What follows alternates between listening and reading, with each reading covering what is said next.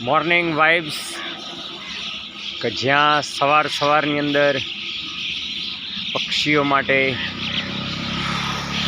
જે વ્યવસ્થા કરેલ છે, અહીં ઘણા બધા મોર્નિંગ વાઇબ્સની અંદર આપ પક્ષીઓનું વિશાળ ટોળું જોઈ શકો છો, જે સવારના આપણને સુપ્રભાત કહેતા હોય।